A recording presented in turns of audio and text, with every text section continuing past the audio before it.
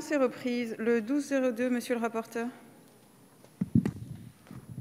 Merci. Nous arrivons maintenant au cœur de notre problème, qui est le problème du solaire, qui va nous occuper beaucoup de temps, mais je vais essayer de ramasser mon propos. Alors, cet amendement propose, sur le fond, de régler le problème du coût du passé lié au soutien à l'énergie solaire, pour que vous ayez à l'esprit le caractère exorbitant de la rémunération qui est versée aux exploitants.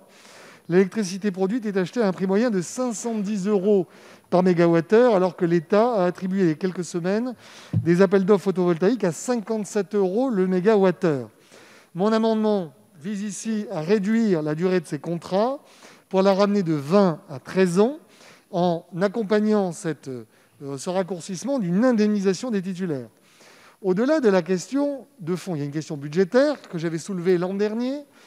À l'époque, le gouvernement n'y était pas sensible. Depuis, visiblement, le gouvernement a écouté son opposition et je ne puis y être moi-même sensible. Et ensuite, il y a une question théorique. Dans quelle mesure est-ce que l'État peut revenir sur un contrat qu'il a signé alors que celui-ci est particulièrement déséquilibré, qu'il est mauvais pour les finances publiques ? Qu'est-ce qu'on appelle un intérêt général, en sachant qu'il y a des économies substantielles et en sachant, pour prévenir d'ailleurs tout débat, que sur le point de savoir si l'État peut le faire, il le peut parce que ce sont des contrats administratifs en vertu du Code de l'énergie qui caractérise tout particulièrement juridiquement les contrats qui ont été signés. Donc c'est un amendement qui n'a pas été examiné, pour lequel, évidemment, à titre personnel, je ne peux être que favorable. Merci. Le 3546, Madame Bassir. Je vous remercie, Madame la Présidente. Messieurs le rapporteur, Madame la Ministre, le sous-amendement que je présente complète l'amendement soutenu par notre collègue Aubert il précise que ce présent article n'est pas applicable en Guadeloupe, en Guyane, en Martinique, à Mayotte, à La Réunion, à Saint-Barthélemy, à Saint-Martin et à Saint-Pierre-et-Miquelon. Pourquoi ? Parce que les contrats qui ont été signés à cette époque n'ont été sur la base de tarifs établis par l'État en fonction des coûts du photovoltaïque. Ils reflétaient le coût réel des investissements et le niveau de risque porté par les entreprises du secteur ont permis à la France, et en particulier aux territoires ultramarins, en ZANI, de se doter d'une filière énergie renouvelable solaire. Je peux vous assurer que la remise en cause de ces contrats d'achat aura des conséquences économiques désastreuses pour les entreprises ultramarines, perte de chiffre d'affaires centrales, incapacité à honorer leurs engagements vis-à-vis des banques, etc., sans compter l'augmentation du chômage. Une étude de l'ADEME 100% ENR dans les ZANI a montré notamment à La Réunion qu'un mix zéro fossile est possible à condition de développer fortement le photovoltaïque, plus de 600 à 1000 mégawatts selon les scénarios. De surcroît, cette réduction de la durée des contrats risque de mettre à mal une filière photovoltaïque déjà sinistrée et qui emploie de la main-d'œuvre locale, 1500 emplois. Rappelez les conditions climatiques extrêmes en milieu tropical qui entraînent des dégradations prématurées des panneaux solaires, qui abaissent significativement les rendements et conduisent à des coûts d'exploitation plus élevés que dans l'Hexagone. Alors, et la PPE de La Réunion est en cours de finalisation. La filière photovoltaïque y tient une place essentielle puisqu'elle représente aujourd'hui 27% de la production électrique. Donc, ce sous-amendement vise à protéger l'économie des ZANI, car contrairement à l'Hexagone, la forte pénétration de la production photovoltaïque y entraînera une baisse de revenus disproportionnée et punitive. Merci, je vous remercie. Collègue. Monsieur le rapporteur, sur ce sous-amendement. Alors, je vais faire une réponse qui vaudra, si vous le voulez bien, pour tous les amendements qui ont trait au système dérogatoire pour les zones interconnectées. J'estime, si vous voulez, qu'effectivement, compte tenu de la manière dont ce débat a été amené dans l'hémicycle, là je suis l'auteur de cet amendement, il se trouve qu'on va avoir ensuite toute une série de sous-amendements qui portent sur l'amendement du gouvernement, donc amendement qui nous est arrivé quand même dans des conditions un petit peu particulières, et nous n'avons pas eu d'étude d'impact. Par conséquent, je suis incapable, effectivement, de dire la situation particulière des ZANI, donc je rendrai un avis de sagesse en attente d'éléments techniques de Madame le Ministre pour nous expliquer si oui ou non ces amendements sont, je dirais, soutenables ou pas. Et ça vaudra, évidemment, mes chers collègues, vous le comprenez, pour des raisons de temps, pour tous les sous-amendements qui ont trait à cette catégorie d'argumentation. Merci. Madame la Ministre. Oui, merci Madame la Présidente. Je ne vais pas m'étendre sur cet amendement parce qu'effectivement, je vais présenter un amendement au nom du gouvernement sur la révision de ces contrats qui coûtent aujourd'hui 2 milliards d'euros par an et le soutien s'est révélé trop important par rapport à la baisse des coûts. Donc, ce que je veux dire juste sur cet amendement, c'est qu'il ne prévoit aucune différenciation pour tenir compte de la viabilité des opérateurs en ramenant leur durée à 13 ans. Il ne tient pas compte des coûts d'investissement ni des caractéristiques techniques des installations. C'est pourquoi j'ai mis un avis défavorable et par conséquent j'ai mis un avis défavorable sur le sous-amendement, même si la situation des ZNI et des Outre-mer est à prendre en considération et on en reparlera juste après. Merci Madame la Ministre. Donc je mets aux voix le sous-amendement 3546 qui est pour, qui est contre, il n'est pas adopté. Je mets aux voix le 1202 qui est pour, qui est contre, il n'est pas adopté. Le 3369, Madame la Ministre. Oui, merci Madame la Présidente. Donc, c'est un amendement qui a pour objet de réviser les contrats afin de ramener leur rentabilité à un niveau correspondant à une rémunération raisonnable des capitaux. Les contrats dont nous parlons qui ont été signés entre 2006 et 2010 coûtent environ 2 milliards d'euros par an, comme je viens de vous le dire. Le soutien s'est révélé trop important par rapport à la baisse des coûts, conduisant à une rentabilité hors de proportion par rapport à une rémunération normale des capitaux investis. Le gouvernement souhaite réviser ces contrats afin de ramener leur rentabilité à un niveau correspondant à une rémunération raisonnable des capitaux. Cet amendement permettra de préserver les ressources publiques et l'effort du contribuable au bénéfice de l'atteinte des objectifs environnementaux poursuivis par le gouvernement. Tout l'argent que nous mettons aujourd'hui pour ces contrats, c'est de l'argent que nous ne pouvons pas mettre sur le développement des autres énergies renouvelables. L'amendement prévoit également, suite à des discussions avec les professionnels, puisque nous avons discuté avec la filière pour essayer de trouver le meilleur compromis possible, il prévoit une clause de sauvegarde au bénéfice des installations pour lesquelles son application serait susceptible de compromettre la viabilité de l'installation en dépit des mesures de redressement prises. Donc l'idée n'est absolument pas de mettre la tête sous l'eau de qui que ce soit, l'idée c'est vraiment d'essayer de faire en sorte de revenir à quelque chose de raisonnable. Par ailleurs, nous limitons la révision à des contrats qui sont de moins de 250 kW crête, donc on est sur une révision qui va concerner moins de 0,5% des contrats qui existent aujourd'hui. Donc on est vraiment sur un nombre restreint d'anciens contrats, on est sur 800 contrats sur 230 000, donc on est vraiment sur une petite proportion. Les nouveaux projets s'appuient sur des contrats solides dont le niveau a fait l'objet d'une validation formelle par la Commission, donc les nouveaux contrats ne seront évidemment pas remis en cause. Merci Madame la Ministre. Avant l'appel des sous-amendements, nous entendons Monsieur le Président de Commission. Merci Madame la Présidente. Juste un mot, je me demande quelle mouche a piqué le gouvernement en présentant un tel amendement.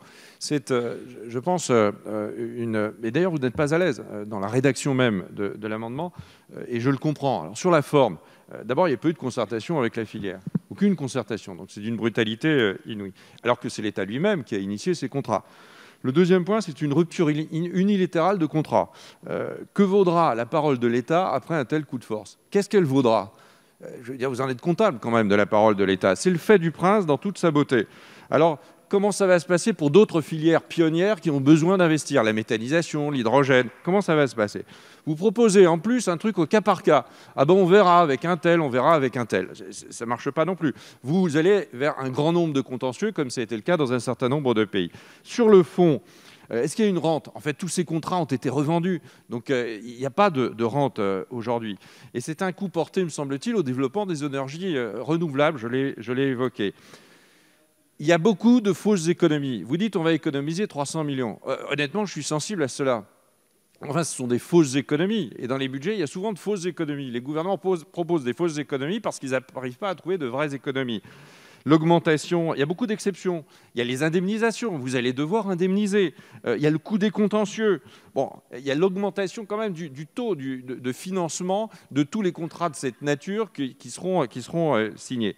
Et puis j'aimerais bien savoir quand même aussi quel est l'impact que vous prévoyez sur la CSPE. Parce que la CSPE, elle finance cela. Est-ce que vous considérez que vous allez baisser la CSPE de 300 millions d'euros pour rendre au fond à l'usager l'argent que vous ne dépenserez pas?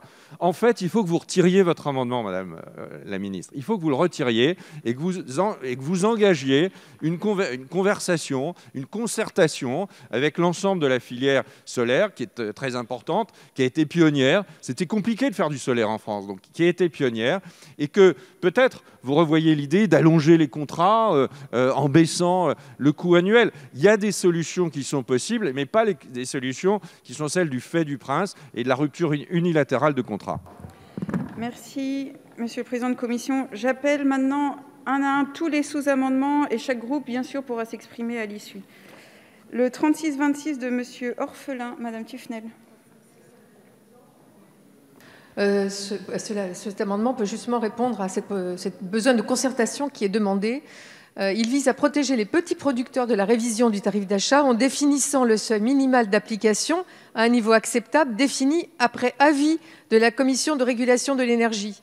Et cela avec l'objectif de ne pas pénaliser négativement les petits producteurs qui n'auraient pas encore remboursé leur crédit du fait d'installations peu performantes, au lieu d'imposer une puissance de plus de 200 kW. Voilà, je vous rappelle que c'est important de soutenir ces petits producteurs et on voit bien qu'on a besoin de plus de concertation sur ce sujet. Merci, chers collègues. Vous avez également défendu le 36-25 ? Je peux le faire juste dans la suite. C'est vrai que ce sous-amendement, lui, vise à protéger les petites installations de la révision du tarif d'achat en augmentant le seuil minimal d'application aux installations de puissance crête supérieure à 500 kW. Cela permettra aux petits producteurs indépendants qui ont acheté à un coût élevé des panneaux solaires en 2010 pour des projets de petite taille, mais de puissance comprise entre 250 et 50 kW, de finir de rembourser leur crédit sereinement pour la prochaine décennie, malgré des rendements, et on le sait, qui sont bien souvent surestimés à l'achat. Je pense qu'il y a vraiment une réelle réflexion que nous avons besoin sur le fond pour fixer les seuils à un niveau adéquat. Je vous remercie. Merci, chers collègues. Le 35-70 de Monsieur Decourson. Par ce sous-amendement, mes chers collègues, quand bien même nous voterions, moi je voterai contre cet amendement, mais au moins sortons les territoires non métropolitains, c'est-à-dire tous les dom-toms, enfin les COM, ainsi que la Corse. Pourquoi ? Parce que leurs unités de production là-bas sont extrêmement limitées. Ils ont des prix de revient extrêmement élevés. Si vous regardez la Polynésie française, c'est extrêmement élevé. Même en Corse, ce sont des unités au fioul qui fonctionnent. Donc au moins sortons toutes les COM et la Corse.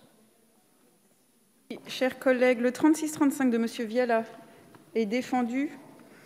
Le 35-73 de Monsieur Mattei. Oui. Merci Madame la Présidente. Juste pour rappeler ce que Monsieur Mattei avait dit en commission des finances, il pose une alerte sur les sociétés agricoles et de faire bien attention que ça ne soit pas concerné par l'amendement du gouvernement. Merci Madame la Ministre de nous le confirmer au banc et je retirerai en conséquence l'amendement de Monsieur Mattei. Merci. Merci. Le 36-15, Monsieur le rapporteur.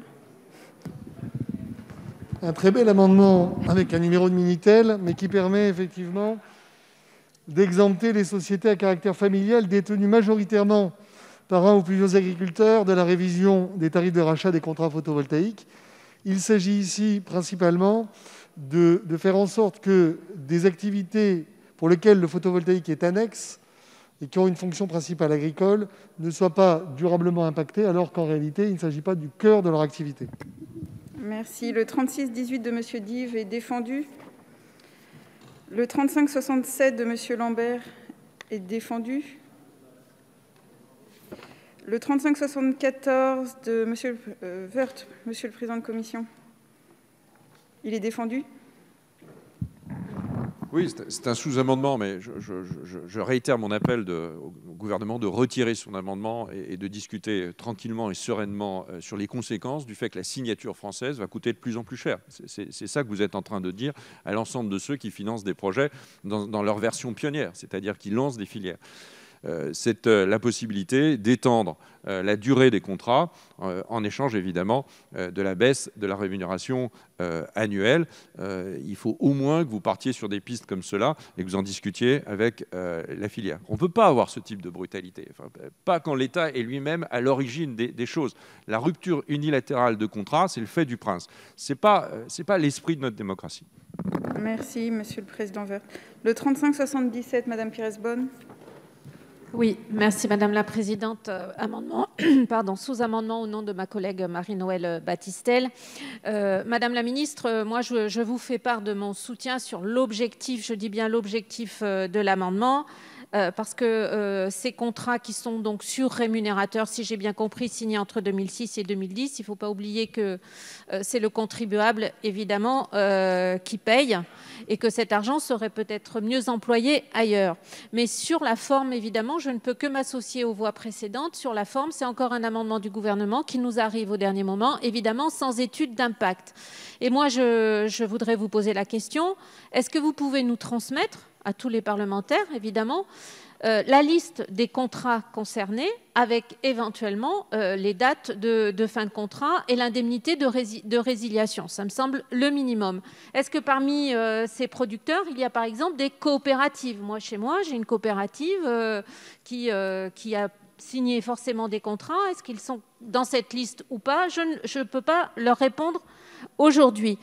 Donc, le sous-amendement qui vous est proposé ici prévoit de systématiser la possibilité de rallonger la durée du contrat pour éviter le gré à gré, avec une option de baisse sans rallongement pour ceux, évidemment, qui n'auront pas cette latitude. Je vous remercie. Merci, chers collègues. Le 3569 de M. Lambert, il est défendu. Le 3578 de Mme Battistel est défendu. Le 3627 de M. Orphelin et Mme Tufnel. Oui, ce sous-amendement vise à définir la date et le niveau de la révision des tarifs d'achat par un décret en Conseil d'État pris après avis de la CRE, du CRE et en concertation avec les acteurs de la filière afin d'aboutir à une mesure issue d'un commun accord et d'une vraie réflexion de fond plutôt qu'à une décision arbitraire, comme on vient de le dire. Il faut co-construire avec les acteurs de la filière et obtenir des avis d'experts avec une stratégie claire pour l'industrie solaire française. Je voudrais rappeler que tous ces éléments mériteraient clarification pour rassurer la filière, parce qu'il est très difficile aujourd'hui de justifier ces 2 milliards d'euros d'économies sur le solaire, alors que de l'autre côté, l'État subventionne encore 7 milliards d'euros les énergies fossiles et envisage de construire 6 EPR à 47 milliards d'euros. Merci. Merci. Le 3550, monsieur le rapporteur.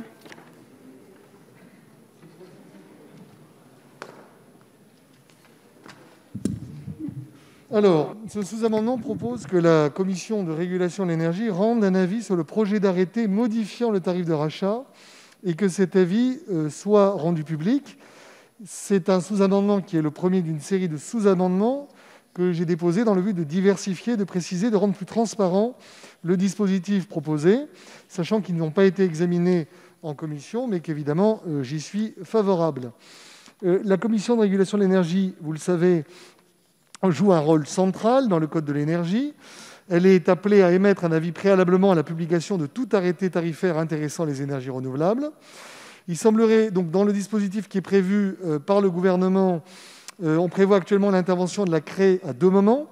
D'une part, pour faire connaître son appréciation sur le projet de décret définissant le cadre général, et d'autre part, lors du traitement des situations particulières. Je prévois ici une autre intervention avant la publication de l'arrêté cadre, c'est-à-dire au moment où on arrêtera le nouveau tarif de rachat applicable à la plupart des contrats négociés. Et je profite de ce sous-amendement pour interroger le ministre sur les moyens de la Commission de régulation de l'énergie, qui va devoir gérer une tâche importante et pour laquelle il préverra peut-être d'adapter le budget. Le 3571, monsieur de Courson. C'est un sous-amendement assez technique. Ce sous-amendement, il vise à préciser les conditions d'application de la mesure, notamment en ce qui concerne le critère de surrentabilité, puisqu'on parle de rentabilité raisonnable, on ne sait pas ce que ça veut dire, sur lequel se fondent les dérogations envisagées. En particulier, les notions de viabilité économique et de rémunération raisonnable des capitaux, qui sont dans votre texte, Madame la Ministre, ne constituent pas des critères officiellement reconnus. Ils ouvrent des possibilités d'interprétation et d'arbitraire qu'il convient d'encadrer.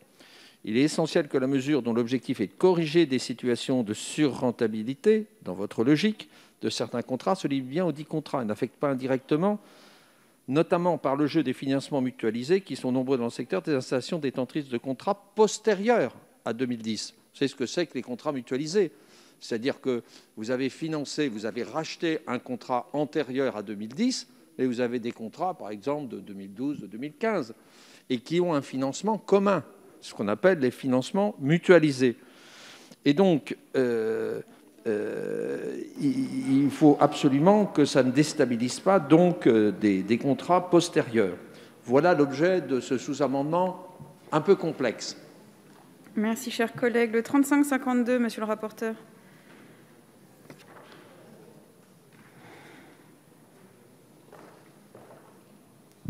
Il prévoit de compléter la liste des critères utilisés pour déterminer le nouveau tarif de rachat en ajoutant un critère lié au financement des projets, des modalités de financement des installations. Certains de vos sous-amendements, par exemple, je crois que c'est M. de Courson, mettaient par exemple l'accent sur les problèmes de financement mutualisé. Ça permettrait d'incorporer au travers de ce sous-amendement cette notion. Et puis, à mon sens, également d'autres questions qui ont été évoquées, comme par exemple de savoir s'il fallait parler de capitaux immobilisés ou de capitaux investis. Bon, on voit bien également d'ailleurs qu'il y a pu aussi avoir des sujets de taux d'intérêt. Si je prends par exemple l'exemple des concessions autoroutières, l'évolution du taux d'intérêt a beaucoup joué sur la rentabilité des opérateurs. Cet amendement a été non examiné en commission et à titre personnel, j'y suis favorable. Merci. Le 3568 de M. Lambert est défendu.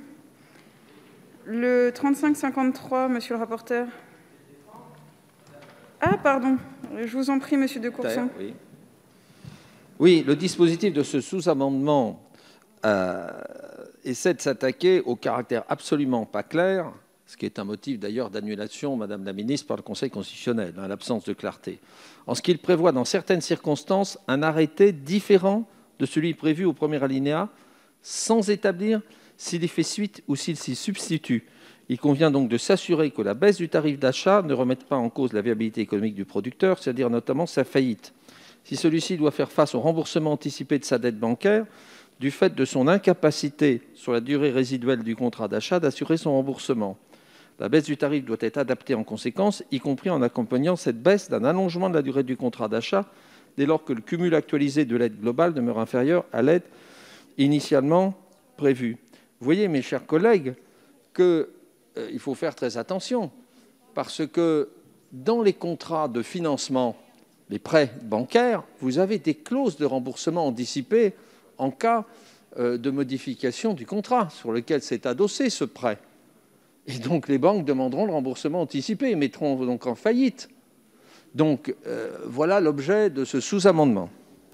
Merci, cher collègue. Le 3553, monsieur le rapporteur. Ce sous-amendement propose que les demandes de traitement des situations particulières soient présentées au plus tard 1 an après la publication de l'arrêté de réduction tarifaire, ce qui permet de donner, je dirais, un point de départ et un point d'arrivée. Ça permet d'éviter que ça se disperse dans le temps. Une fois l'arrêté publié, les exploitants auront 1 an pour présenter une demande de traitement dérogatoire, ce qui permettra en tout cas de leur donner de la visibilité, un calendrier. Ce sous-amendement n'a pas été examiné en commission. Évidemment, à titre personnel, j'y suis favorable. Merci. Le 3560, Madame Sage. Oui, merci. Si vous me permettez, je défendrai 4 sous-amendements. Les 3 premiers de Madame Bénin, auquel je m'associe, et puis un 4e de ma part. Je voudrais, avant de préciser ces amendements, vous dire que sur le fond, si on comprend votre objectif, Madame la Ministre, je suis très inquiète, hormis le risque de contentieux, je suis très inquiète de l'impact sur la confiance des investisseurs dans ces projets futurs. Sachez que certaines banques ont d'ores et déjà lâché certains projets en Outre-mer en entendant parler de cet amendement gouvernemental.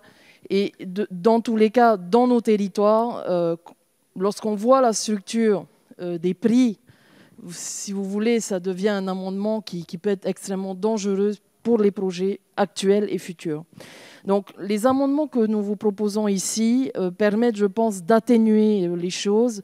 Le premier, qui est ici, le 3350, en fait, est un repli de l'amendement premier de Mme Bénin qui vous demande d'exclure, un peu comme ça a été dit précédemment par M. Charles de Courson, par d'autres, d'exclure les DROM de ce dispositif parce que les risques sont trop grands. Le deuxième amendement, si vraiment vous intégrez nos territoires d'outre-mer, c'est d'avoir vraiment une une vigilance très forte.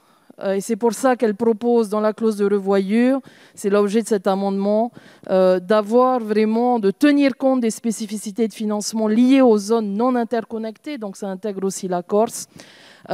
Troisième amendement, donc c'était le 35-34 le premier, le deuxième 35-60, le troisième le 35-33, qui vient préciser cette clause de revoyure. C'est-à-dire qu'on ne parle pas seulement de spécificité de financement, on parle aussi des surcoûts qui sont liés à l'éloignement, à l'insularité, aux conditions climatiques et au réseau électrique. Vous verrez dans l'exposé des motifs, on l'explique, on a des surcoûts de 30 à 40% de plus. Les niveaux d'amortissement ne sont pas les mêmes en raison aussi du climat tropical, il faut le dire. Voilà, pour toutes ces raisons, nous vous demandons cette vigilance, de comprendre cette inquiétude et de faire quelque chose dans cet amendement en faveur des Outre-mer. Et enfin, le mien en dernier, le quatrième, vous propose, parce qu'il est complémentaire de tout ce qu'on pourra faire pour les Outre-mer au premier alinéa, mais je vous propose, Madame la Ministre, quoi qu'il en soit, quoi qu'il soit décidé sur ce texte pour les Outre-mer, de le rendre effectif qu'à compter de 2022, pour être sûr que pendant cette année, on prenne le temps d'évaluer, qu'on ait une vraie étude d'impact pour bien mesurer ce qu'on va faire en Outre-mer. Donc, quoi qu'il en soit, je vous demande de rendre applicable ce dispositif que dans un an. Merci. Merci, chers collègues. Le 35-42 de M. Vainqueur-Christophe. Pardon. Je vais parler au nom de nos deux collègues Vainqueur et Naillet. Donc, on l'a déjà dit, hein, le coût des investissements et d'exploitation des centrales photovoltaïques ultramarines sont à 30 à 40% plus élevés que dans l'Hexagone. Alors, l'une des caractéristiques, bien sûr, c'est la vulnérabilité des territoires face aux risques majeurs. Alors, jusqu'à ce jour, ces surcoûts étaient donc compensables par les contrats de rachat d'électricité. Donc, par ce sous-amendement, Madame la Ministre, nos collègues souhaitent qu'il y ait une dérogation applicable à leur territoire. Alors, le groupe socialiste et apparenté votera l'amendement du gouvernement, mais nous vous demandons vraiment de déroger, bien sûr, pour les territoires ultramarins.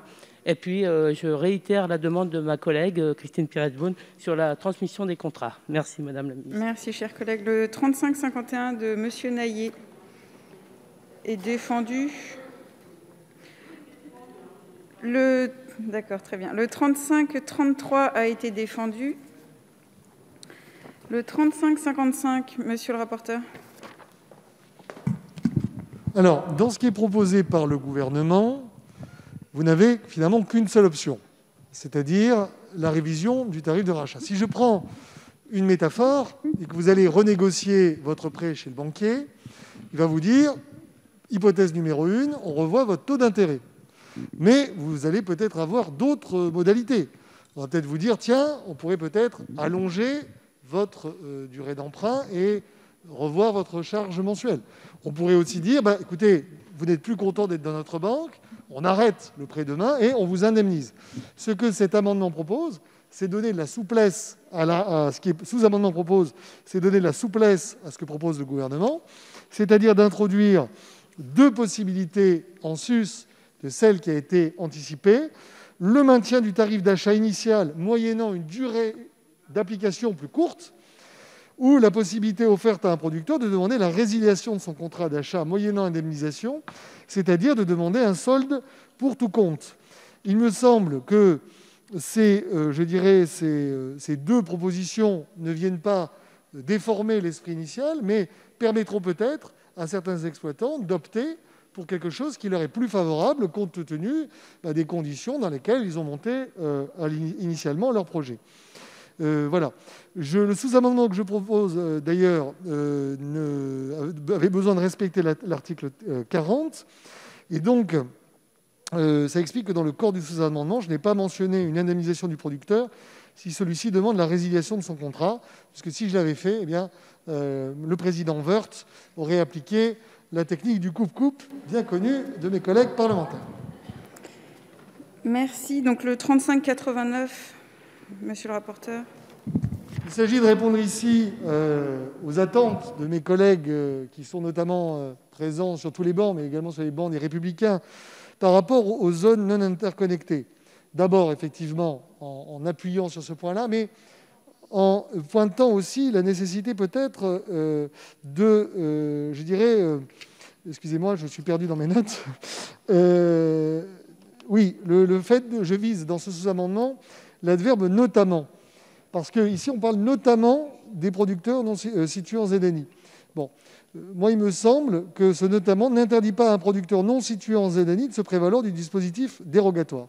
Et donc, je propose ici de supprimer ce « notamment » en indiquant simplement que l'application de la viabilité économique du producteur s'opère en tenant compte des spécificités des zones non interconnectées. La commission n'a pas examiné ce sous-amendement, évidemment, j'y suis favorable. Merci. Le 3572 de M. Colombani. Merci Madame la Présidente. Donc cet amendement vise à exclure donc, les installations localisées dans les zones non interconnectées, comme la Corse et l'Outre-mer. Les zones non interconnectées, c'est bien la Corse et l'Outre-mer, où nous relevons les mêmes problématiques.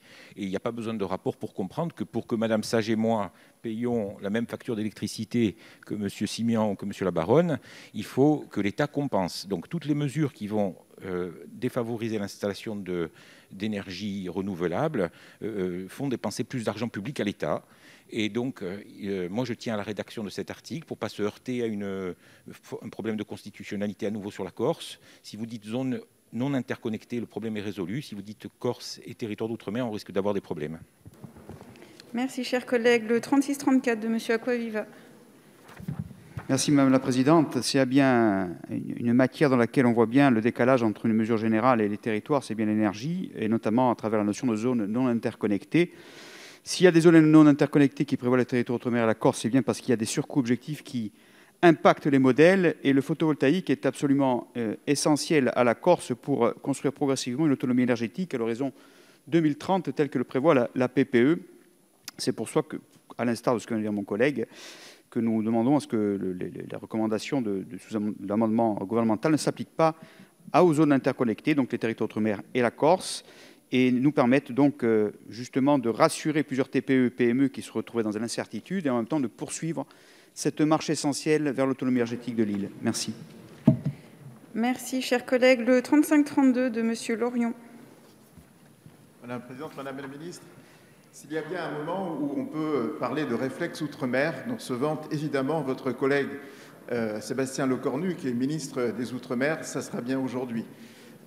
On ne pourra pas parler évidemment de l'énergie sur l'Hexagone comme on peut en parler évidemment dans nos territoires insulaires.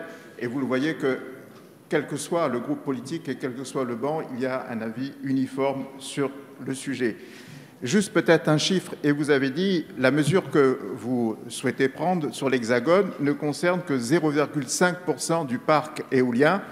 Je le dis à mes collègues députés, en Outre-mer, ça concerne 50% du parc éolien. Et donc, nous ne sommes pas du tout sur le même impact économique et social, évidemment, si cette mesure est prise, sans que les Outre-mer soient exclus. Je voudrais aussi vous dire que cette mesure est d'autant plus injuste qu'aucun appel d'offres n'est annoncé dans ces territoires pour 2021, ni pour 2022, alors qu'il y a 10 gigawatts qui sont prévus en métropole sur les 5 prochaines années.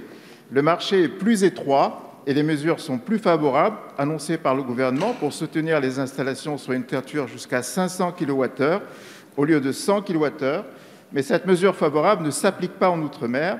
La révision des tarifs d'achat est donc particulièrement injuste aujourd'hui en Outre-mer, qui ne bénéficie pas de cette mesure de l'Hexagone. Je voulais vous dire aussi que le gouvernement nous a dit qu'il y a une mesure de sauvegarde, qu'il y a une clause de sauvegarde qui est prévue, mais celle-ci, comme l'a dit M. de Courson tout à l'heure, est inapplicable. Parce que dans ce genre de contrat, une partie des contrats a été mutualisée au sein d'une même société. Il est donc impossible d'allouer projet par projet les charges d'exploitation et de décider quelles sont les exploitations qui seraient excédentaires, quelles sont les exploitations qui ne seraient pas excédentaires. Et donc cette clause de sauvegarde devient vite, évidemment, inapplicable. Nous vous demandons, pour toutes ces raisons qu'on peut dire évidemment nos autres collègues, pour la cherté, évidemment, et l'aspect pionnier de cette énergie, notamment en Outre-mer, faites de l'Outre-mer une exception à la règle commune. Le 3534 a déjà été défendu. Le 3540 de M. Naillet. est défendu. Le 3543 de Madame Vainqueur-Christophe est défendu. Le 3563 de Monsieur Mathiazin est défendu. Le 3596 de Monsieur Poudrou est défendu. Le 3603 de Monsieur Servat. Merci Madame la Présidente, chers collègues. Je salue la volonté du gouvernement et de la ministre de vouloir améliorer l'implantation des énergies renouvelables sur notre territoire français hexagonal. Par contre, Madame la ministre, je sais que vous ne pouvez pas être sourde à tous les bancs, qu'ils soient ultramarins ou hexagonaux, qui viennent de s'exprimer, en disant que si d'aventure cette mesure était prise pour les DROM, les départements et régions d'outre-mer, ce serait une catastrophe, 600 emplois menacés et 50 millions d'euros perdus. Ça a été très bien expliqué par tous les collègues, je ne les citerai pas nominativement, mais ils l'ont tous très bien dit, ce serait discriminatoire, parce que le photovoltaïque, ce n'est pas 5% dans les DROM, c'est 50%. Donc l'impact de ce changement serait trop brutal. De plus, nous n'avons pas de visibilité sur les appels d'offres. 10 gigawatts pour l'Hexagone, 0 dans les prochaines années pour les Outre-mer. Et enfin, Madame la Ministre, il faut savoir que le modèle économique des opérateurs d'énergie renouvelable en Outre-mer fait qu'ils ont des contrats excédentaires et déficitaires parce que nous sommes dans des zones non interconnectées qui nécessitent de l'apprentissage, de l'expérimentation. Donc, Madame la Ministre, nous en appelons à votre clairvoyance que je connais et je suis sûr que pour les zones interconnectées, nous allons devoir prendre le temps d'expérimenter, d'évaluer avant de prendre cette décision brutale, comme l'a très bien dit le président de la Commission des finances, pour les Outre-mer, qui ne serait pas la bienvenue et qui serait un très mauvais signal pour nos Outre-mer. Merci, chers collègues. Le 3554 a été défendu. Le 3564 de Monsieur Ferrara. Non, je le défends. Oui, Madame Trossoyesna. Merci, Madame la Présidente, Madame la Ministre. Ces deux sous-amendements de mon collègue Ferrara ont pour objectif d'accorder une dérogation aux installations photovoltaïques et thermodynamiques en Corse. Comme l'a dit M. Rivers tout à l'heure, ce sont des contrats qui ont été conclus entre 2006 et 2010. On ne peut pas revenir sur ces contrats. La clause de sauvegarde prévue par l'amendement du gouvernement sera difficilement applicable en Corse. Cette mise en œuvre signifierait des mois d'incertitude économique au moment où elles sont, pour les entreprises, en difficulté et qu'elles essayent de lutter contre la crise. L'État va casser la confiance des entreprises et des investisseurs dans l'économie des énergies renouvelables.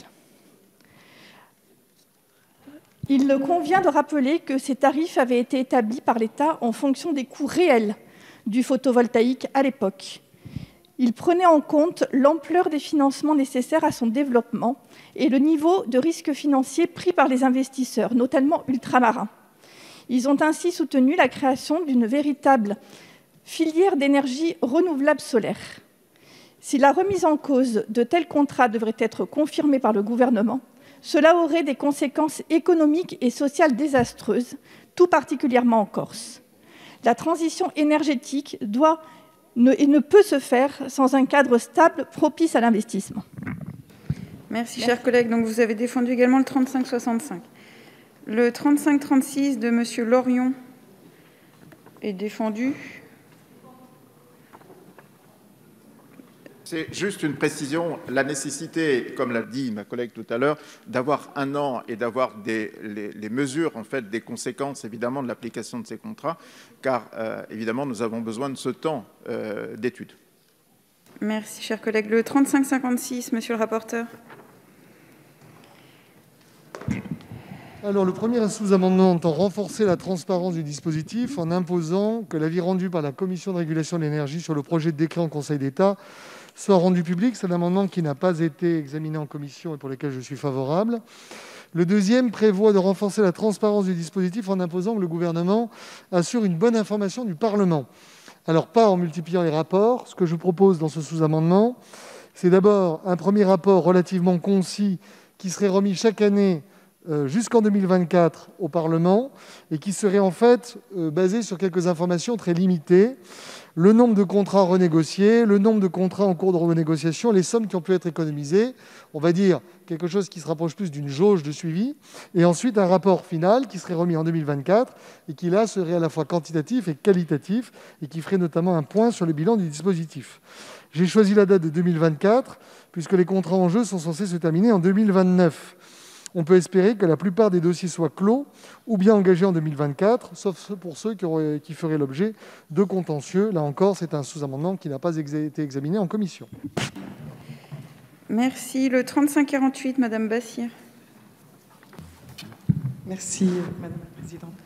Madame la Ministre, vous l'avez entendu, les différents exposés des collègues sur ces bancs ont bien spécifié les ZNI et tout le contexte particulier de nos zones. Cet amendement, donc proposé dans un contexte de crise sanitaire, mais également économique et sociale, met en danger la filière photovoltaïque, une filière d'excellence dans les DROM, et notamment à La Réunion, avec 27% de production électrique. Donc ce dispositif prévu par le gouvernement n'a pas fait l'objet d'aucune étude d'impact sur son application en Outre-mer, mais nous savons d'ores et déjà que les conséquences seront désastreuses. Donc le présent sous-amendement propose de préserver dans les ZNI les contrats d'obligation d'achat de l'électricité produite par les installations photovoltaïques. Merci. Le 3566 de Monsieur Mathiazin est défendu. Le 3561 de Monsieur le rapporteur. C'est celui que j'ai défendu tout à l'heure à propos du suivi de la jauge pour le Parlement. Donc nous avons entendu tous les sous-amendements. Monsieur le rapporteur. Alors, on va faire un petit effort méthodologique puisqu'il faut que je réponde sur l'amendement et sur la trentaine de sous-amendements. Alors tout d'abord, sur l'amendement. Sur l'amendement, moi j'y suis favorable.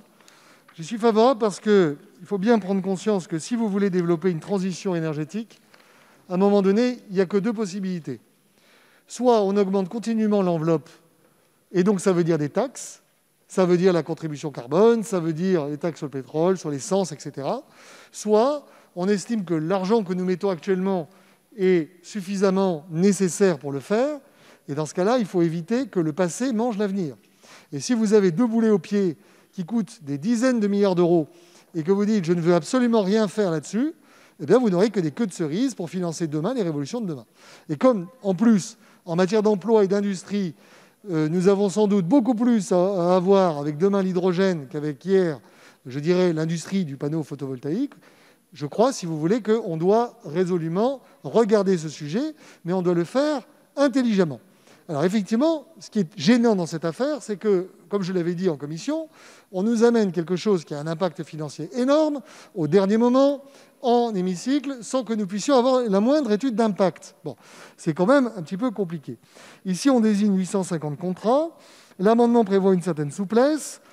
Tout à l'heure, Madame le ministre m'a dit que, je disais, elle était cohérente. Mais vous n'êtes pas très cohérente non plus, parce que vous nous avez ressorti l'inverse des arguments sur l'éolien dans le photovoltaïque. C'est-à-dire quand il s'agissait d'arrêter les dispositifs pour l'éolien dans le passé, vous disiez non, non, non, c'est pas possible. Et ensuite, maintenant, vous dites pour le solaire, c'est possible. Également, si vous voulez, je crois que tout à l'heure, vous disiez que mon sous-amendement, mon amendement n'était pas très lisible. Il y a des choses qui sont imprécises. Par exemple, le taux de rentabilité considéré comme représentant une rémunération raisonnable des capitaux, ça peut prêter, si vous voulez, à discussion. Moi, j'ai 4 questions à poser. Quel est l'objectif d'économie attaché à cette réforme? Qu'est-ce qu'on vise? Ça pourrait faciliter aussi nos débats. Est-ce qu'on parle de quelques dizaines de millions d'euros, quelques centaines de millions d'euros, quelques milliards? Deuxièmement, quel est le taux de rentabilité qui est visé pour définir une rémunération raisonnable? Et est-ce que cet amendement s'applique-t-il indifféremment aux centrales au sol et en toiture? Et enfin, de quelle façon la réforme va-t-elle s'appliquer aux zones non interconnectées? Donc je suis favorable à cet amendement. Et maintenant, je vais passer aux sous-amendements. Alors, pour les sous-amendements, je vous propose de les prendre par catégorie d'argumentaire. Il y a d'abord toute une catégorie d'argumentaire qui porte sur les zones non interconnectées, avec des fois un sujet de savoir si on parle de territoire d'outre-mer, de ZNI, la Corse ou pas la Corse. Comme je l'ai dit tout à l'heure, j'attendais d'avoir les arguments des uns et des autres pour rendre un avis. Après avoir écouté mes collègues d'outre-mer, notamment mes collègues Bassir et Lorion, je rendrai un avis favorable sur ces sous-amendements parce qu'il me semble qu'en l'absence d'études d'impact, le fait de ne pas prévoir une dérogation pour les EDANI risque d'aboutir à une catastrophe économique. Ensuite, il y a des sous-amendements, donc c'est le 3627 et le 3568, qui portent sur la commission de régulation de l'énergie. Alors, ce sont des sous-amendements qui n'ont pas été examinés en commission. Le premier propose de définir la date et le niveau de révision des tarifs d'achat par un décret en Conseil d'État pris après avis de la CRE. Et la proposition qui est faite ne semble pas utile puisqu'elle retarderait de plusieurs mois l'engagement de la réforme. D'ailleurs, M. Orphelin en profite pour regretter que l'État envisage de construire 6 EPR, ce qui est assez éloigné, à mon avis, du cœur de l'argumentaire. Sur le 3568, qui porte également sur, la simplification du régime de traitement des demandes dérogatoires, il présente un certain intérêt, mais il a un défaut rédhibitoire. On exclut l'intervention de la Commission de régulation de l'énergie. C'est le 3568, et c'est la raison pour laquelle c'est une simplification dans la procédure pour laquelle je rends un avis défavorable, parce qu'à mon avis, il faut s'appuyer sur la CRE.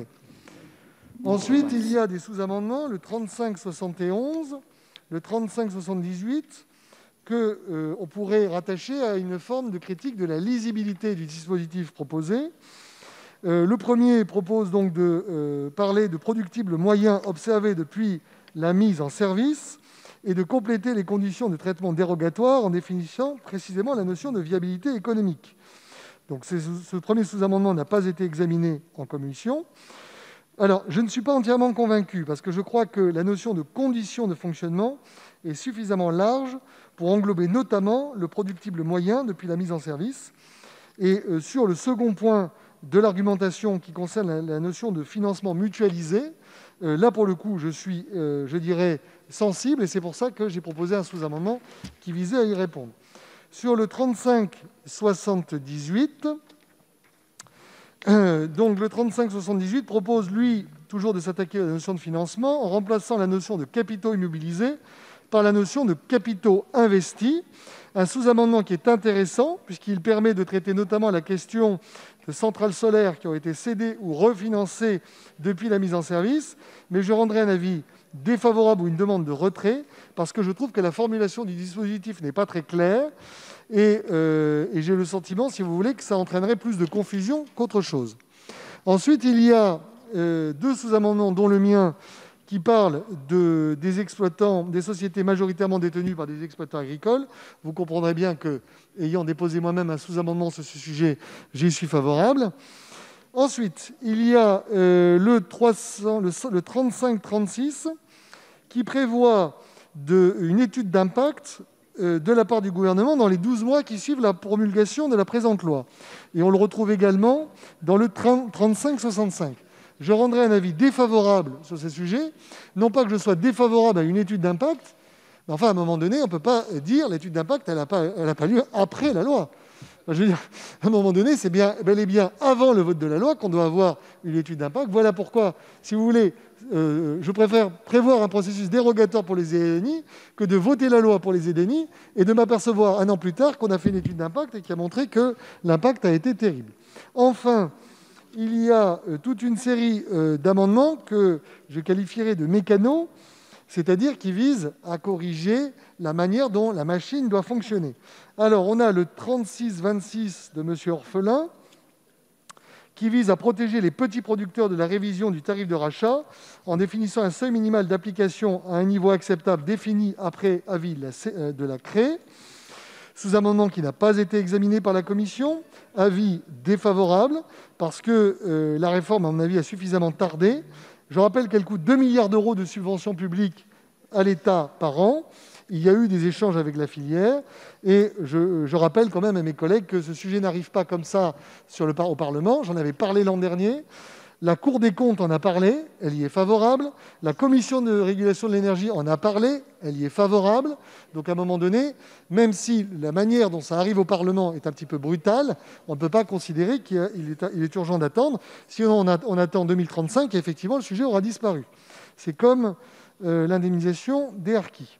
Ensuite, 36-25, c'est également un sujet de mécano avec le même argumentaire, et donc ce sera la même argumentation, je dirais, défavorable. Il y a également le 35-77 qui vise à diversifier les options de réduction du tarif d'achat et à simplifier les demandes de dérogation. Alors, c'est un sous-amendement qui est assez proche de ce que j'ai pu proposer, mais à la différence de mon sous-amendement, il ne propose pas d'autoriser le producteur à demander la résiliation du contrat moyennant indemnisation. Le fait qu'on ne prévoit pas cette possibilité me semble regrettable. Par ailleurs, ces sous-amendements remplacent la procédure de dérogation prévue par le deuxième alinéa par une procédure très simplifiée dans laquelle la CRE n'intervient plus. Et donc, ça me semble regrettable et c'est pour cela que je suis défavorable. Et donc, ça vaut également pour le 35-74. Et pour le, je suppose, le 35-67, je vérifie. Également pour le 35-67, c'est-à-dire qu'à mon avis, tous les sous-amendements qui visent à faire disparaître un rôle majeur de la CRE iraient dans le sens, à mon avis, d'une opacité dans la manière dont les décisions sont prises. Merci, Madame le Président, pour votre tolérance. Monsieur le rapporteur. Madame la Ministre.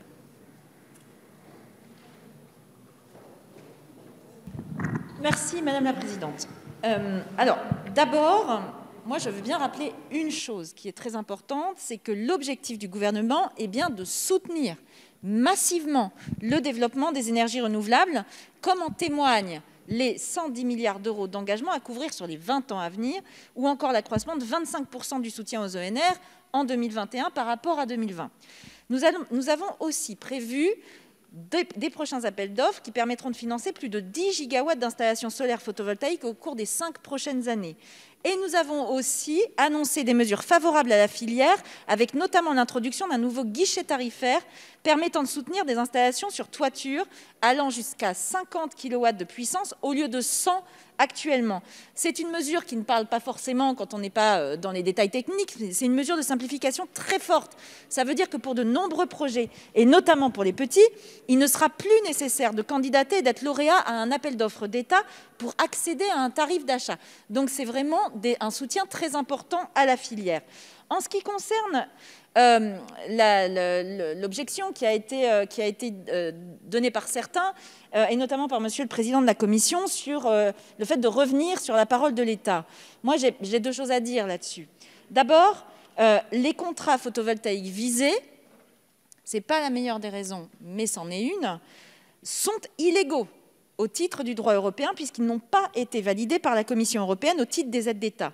Les gros porteurs, et je parle bien des gros porteurs, de projets visés par la mesure du gouvernement, qui sont des professionnels et des investisseurs totalement avertis, ne pouvaient pas ignorer cette situation quand ils ont signé les contrats. Ils ont donc accepté de financer des projets risqués, en connaissance de cause, au regard d'une rémunération qui est très attractive.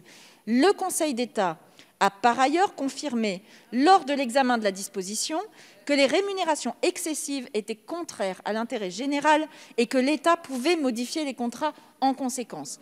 Donc, ça ne part pas de nulle part, cette affaire. Et la deuxième raison, il y a déjà eu un précédent que certains d'entre vous ont en mémoire, qui était justement la révision des contrats sur l'éolien offshore. Sur l'éolien offshore, maintenant on a un peu de recul, on a un peu de recul et ce recul nous permet de voir qu'il n'y a pas eu de baisse dans les investissements sur l'éolien offshore. Pourquoi? Tout simplement parce que nous sommes sur des filières qui sont en plein développement économique. Nous sommes sur des filières qui sont de plus en plus rentables. Nous sommes sur des filières qui sont attractives. Et donc, l'investissement ne va pas s'arrêter du jour au lendemain parce qu'on renégocie quelques contrats. Moi, je crois que c'est très important de le dire et de ne pas tout mélanger. Sur l'objectif d'économie, aujourd'hui, ça nous coûte 2 milliards par an. Ces contrats nous coûtent 2 milliards par an, donc c'est 20 milliards sur 10 ans. L'objectif d'économie, il est basé, donc pas sur tous les contrats, on vous a bien expliqué que c'était sur une partie des contrats, et donc sur ce qui nous coûte à peu près 750 millions d'euros par an. Comme on va renégocier les contrats, mais qu'on ne les renégociera pas tous parce qu'il y a des clauses de sauvegarde, etc. On table sur une économie d'environ 350-400 millions d'euros par an. Donc on est sur une économie d'environ 4 milliards. Sachant qu'on ne le met pas en économie dans les crédits, puisque nous, ce qu'on veut, c'est réinjecter ça dans les aides pour les énergies renouvelables. Pour les inquiétudes concernant un certain nombre de points particuliers, on a une inquiétude qui s'est exprimée sur les petits contrats et sur les agriculteurs. Alors d'abord, moi je rappelle quand même que sur les agriculteurs, le seuil de 250 kW, qui est celui qui est proposé dans l'amendement, correspond à une surface de 2500 m² de panneaux. Donc on n'est pas sur du tout petit là, hein. On est quand même sur déjà des surfaces conséquentes. Et donc la grosse majorité, l'immense majorité des exploitations agricoles sont bien exclues. Et encore une fois, la clause de sauvegarde permettra de regarder sur certains secteurs si jamais il y a un problème, et auquel cas évidemment la CRE regardera ça de près pour éviter tous les problèmes. On m'a demandé aussi la liste des contrats qui sont concernés. Là, on a juste un sujet, Madame la députée, qui s'appelle le secret des affaires. Donc moi, je ne peux pas vous fournir une liste puisque je transgresserai ce secret des affaires. Mais évidemment, il n'y a pas d'arbitraire. On a défini des critères qui sont objectifs et qui seront mis en œuvre par la CRE, qui est une autorité indépendante et un régulateur. Et qui, monsieur le rapporteur, aura bien sûr les moyens de réaliser ces contrôles. Sur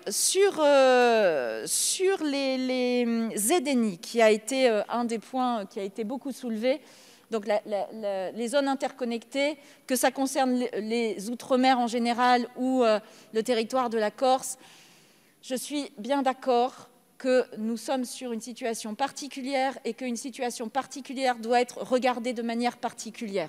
On ne veut pas mettre en difficulté des contrats ou le développement d'une filière qui a ses particularités et qui a besoin d'être soutenue. Et vous savez que l'État est là et sera à vos côtés pour ces filières. Alors, par contre, je rectifie juste un chiffre. On n'est pas du tout sur 50%. Puisque les contrats photovoltaïques dans les Outre-mer en général, on a sur environ 3000 contrats, dont 1200 qui concernent la période dont nous parlons, qui date de 2006 à 2010. Et le nombre de contrats qui sont concernés par l'amendement tel qu'il est aujourd'hui, c'est 200 contrats. Donc on est sur 200 contrats sur 3000, on n'est pas sur 50%. Ça n'enlève pas la question. Ça n'enlève pas la question. Alors, Monsieur Lorion, je viens vers vous suite à ce que vous nous avez souligné comme problème. S'il y a des contrats qui ont fusionné, par exemple, bien évidemment, la CRE, quand elle regarde les contrats, elle regarde la situation de maintenant, et donc y compris les contrats qui ont fusionné, et donc la situation globale pour apprécier la difficulté que peut engendrer la remise en cause des contrats. Donc, bien évidemment, ce point-là est pris en compte, et c'est tout à fait normal, et vous aviez raison de le souligner. Il n'empêche que je suis d'accord avec vous sur le fait qu'on ne peut pas laisser l'amendement comme ça et qu'il faut prévoir une mesure spécifique pour les ZNI pour faire en sorte qu'elles soient sécurisées.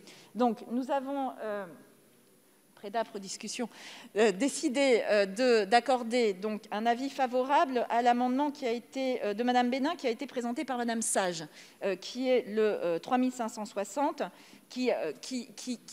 On veut garder cette analyse au cas par cas parce qu'il peut y avoir aussi des cas dans les ZNI qui méritent une renégociation. Mais par contre, l'amendement prend bien cette précaution de dire que cette analyse se fera en tenant compte spécifiquement des spécificités des ZNI pour que la CRE ait une mission particulière d'attention sur tous les contrats qui concernent les ZNI. Il me semble que c'est bien le moindre, et les instructions seront claires à cet effet. Le photovoltaïque sera défendu dans les zones non interconnectées. En ce qui concerne les autres sous-amendements, il y a quelques sous-amendements qui sont présentés par monsieur le rapporteur que je trouve intéressants et que donc je reprendrai, auxquels j'émettrai un avis favorable.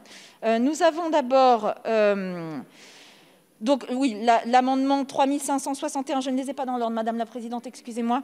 Le 3561 qui demande un rapport régulier sur l'application de la mesure, ça me paraît être de bonne facture et de bonne politique, donc il faut évidemment l'adopter. Le 3553 également.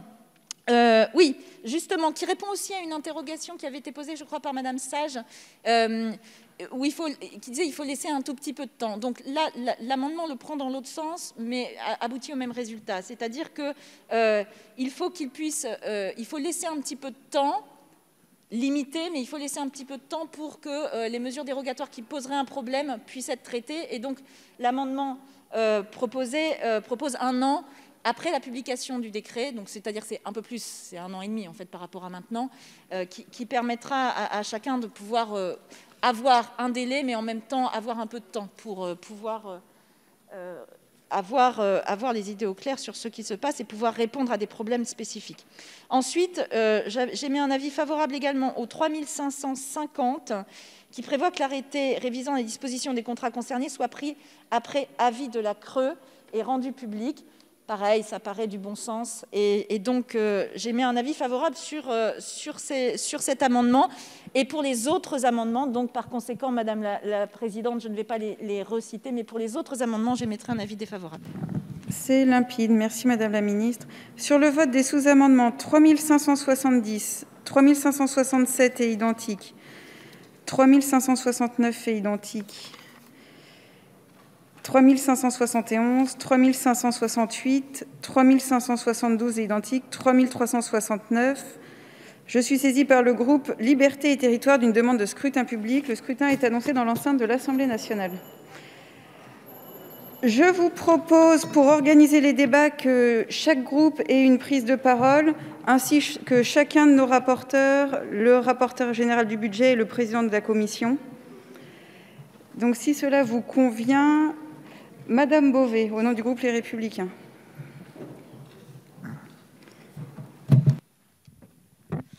Merci Madame la Présidente, Madame la Ministre, Messieurs les rapporteurs, Monsieur le Président de la Commission des Finances, mes chers collègues. Votre amendement a été pris en catimini, déposé à la dernière minute, sans qu'il ne soit étudié en commission et je dirais pire encore, sans aucune concertation avec la profession, sans étude d'impact. Je pense que ce sujet aurait mérité un article à part entière. Alors, nous aurions demandé de retirer votre amendement, mais je crois que vous n'allez pas le faire. Ça aurait permis quand même de parler avec la profession, qui, je crois, est la première concernée. Votre amendement, Madame la Ministre, est une rupture unilatérale de l'engagement de l'État. Je vais vous donner une piste, peut-être privilégier l'allongement de la durée des contrats contre la baisse de la rémunération actuelle. Je dirais que pour nous qui sommes un certain nombre dans cet hémicycle, un certain nombre de gaullistes, nous ne pouvons pas accepter le reniement de la signature de la France. Donc, en grande majorité dans notre groupe, nous voterons contre votre amendement. Je vous remercie. Bravo. Merci, chers collègues. Madame Pires-Beaune, au nom du groupe socialiste. Oui, merci Madame la Présidente. Alors moi, je l'avais dit, on est favorable à l'objectif du gouvernement, mais encore une fois, la forme, elle compte aussi. Elle compte aussi. Le fait que cet amendement substantiel, puisque là on est sur des milliards, d'euros, arrive ici en séance sans étude d'impact, personnellement, me pose problème. Donc je pense que majoritairement au sein de notre groupe, on va s'abstenir sur cet amendement. Encore une fois, moi je partage, Madame la Ministre, votre objectif. Mais je reviendrai aussi sur les propos puisqu'on est sur la dernière prise de parole sur ce sujet important, sur les propos qu'a tenus tout à l'heure mon collègue Dominique Potier, sur l'importance d'avoir une doctrine sur toutes les énergies renouvelables. Une doctrine d'État qui ensuite se déclinerait sur nos territoires avec des zonages précis. Or, on ne l'a pas. Tout à l'heure, Dominique Potier parlait du solaire au sol. C'est important aussi pour l'éolien. Et nous, on est demandeurs de ce travail de fond. Ensuite, je reviendrai, Madame la Ministre, sur ce que vous m'avez répondu, le secret des affaires. Évidemment, vous ne pouviez pas me dire autre chose. Mais moi, je vais vous le dire très franchement. Le secret des affaires, quand c'est le contribuable, quand c'est l'ouvrier, quand c'est la femme de ménage qui paye des impôts pour payer ses aides publiques, le secret des affaires, je suis désolée, ça ne tient pas. Merci, chers collègues. Monsieur Dufrègne. Oui, Madame la Présidente. Sur la forme, même remarque. Par contre, l'amendement qui est présenté aujourd'hui et qui vise à renégocier les tarifs, pour nous, c'était une renégociation qui était attendue. Et les niveaux de soutien au photovoltaïque prévus par ces contrats représentent en effet, ça a été dit, une dépense publique de 2 milliards d'euros chaque année, soit plus du tiers des dépenses annuelles de soutien aux énergies renouvelables, au bénéfice de 0,7% seulement de la production d'électricité. Donc ça, c'est quelque chose qui nous parle. Et donc l'initiative du gouvernement, qui intervient 2 ans après la négociation à la baisse des tarifs de 6 projets éoliens offshore pour une économie estimée à 15 milliards d'euros.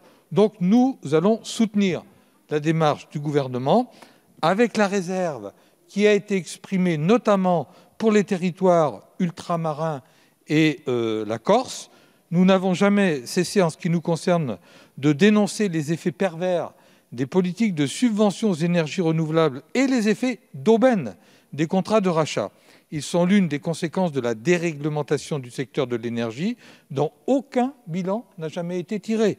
Notre pays s'est ainsi engagé dans le développement des énergies renouvelables, sans définir au plan national, ça vient d'être dit, d'aménagement du solaire, de l'éolien, en levant tous les obstacles réglementaires aux implantations et en élaborant des mécanismes de soutien aux conséquences financières souvent désastreuses, on vient de le voir.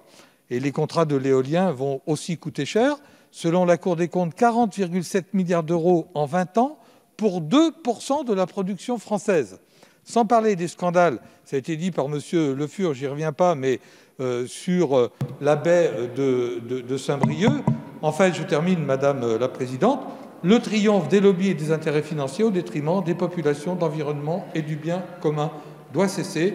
Et il est grand temps de porter l'exigence d'une réelle maîtrise publique sur le secteur de l'énergie. Et ce sera ma conclusion. Cela vaut particulièrement dans mon département de l'Allier, où le développement de l'éolien est totalement aujourd'hui anarchique et repoussé par les populations. Merci, chers collègues. Madame Sage, au nom du groupe Agir Ensemble. Et merci, Madame la Ministre, pour ces éléments de réponse. Sur le fond, le groupe soutient le projet, l'objectif que vous avez. Sur la forme, on est quand même assez inquiet du fait que n'ayons pas pu en discuter au préalable en commission. Ce passage en force, quelque part, en séance, nous gêne aussi, d'autant qu'on n'a pas les études d'impact. Et puis, bien sûr, ce gros point de vigilance sur l'outre-mer. Donc, j'ai entendu vos réponses. Moi, je vous demande de regarder quand même cet amendement qui vous propose de ne pas l'appliquer avant 1 an en outre-mer. Excusez-moi, mais il y avait tellement d'amendements, de sous-amendements. Est-ce que vous pouvez bien préciser celui que vous soutiendrez pour une application peut-être différée dans nos territoires? Je rejoins l'avis du rapporteur qui dit de simplement faire une étude d'impact a posteriori de la promulgation. Ça ne me paraît pas suffisant. Merci aussi de soutenir le fait qu'il y a un avis de la CRE. Nous y sommes très attachés. Mais je vous rappelle, en tout cas pour notre groupe, nous soutiendrons d'abord l'exclusion des départements et territoires d'outre-mer, des ZANI, la Corse incluse. Je pense franchement qu'aujourd'hui, on n'est pas prêt à appliquer ce dispositif dans nos territoires. Moi, je vous demande votre soutien, quitte à ce qu'on revienne l'année prochaine, si ça se justifie, mais qu'on mène cette étude d'impact. Votons, si vous voulez, ce dispositif. Sortons pour l'instant, peut-être avec l'amendement de notre collègue Charles de Courson, restons d'abord sur la zone de la France hexagonale, hors ZANI. Donnons-nous une année, analysons bien les chiffres et les cas particuliers de ces ZANI avant de l'étendre dans nos territoires. Voilà. Merci, chers collègues. Je préciserai le moment venu les amendements ayant reçu un avis favorable. Et dans votre cas, celui que vous avez défendu, c'est le 3560 qui a reçu un avis favorable. Au nom du groupe Mouvement démocrate et démocrates apparentés, M. Duverger. Merci, Madame la Présidente. Allô ? Ouais. Merci, Madame la Présidente. Donc, le groupe Modem et Modem apparenté votera en grande majorité pour cet amendement. Alors, nous soutenons cet amendement d'abord pour l'enjeu financier. Nous le soutenons aussi parce qu'il est très ciblé dans le temps. Et nous le soutenons aussi parce que, bon, sur la taille des contrats, on garde avec toutes les conditions que vous avez données, Madame la Ministre, je pense que nous sommes sécurisés de ce côté-là. Mais je dois dire que c'est un peu dommage d'en être arrivé là. Je vous l'ai déjà dit, la transition énergétique, c'est certainement la plus grande affaire du siècle. Et dans transition énergétique, il y a transition. Et on doit être des experts de la transition, on doit être des experts dans le management du processus de transition. Et là-dessus, je pense qu'on a encore beaucoup de progrès à faire. Beaucoup. Alors, on a beaucoup de moyens financiers pour encourager les nouvelles technologies, identifier les nouvelles filières, développer les nouvelles filières. C'est bien sûr les prix de rachat, ce sont les subventions directes, ce sont les exonérations fiscales, ce sont des prêts bonifiés.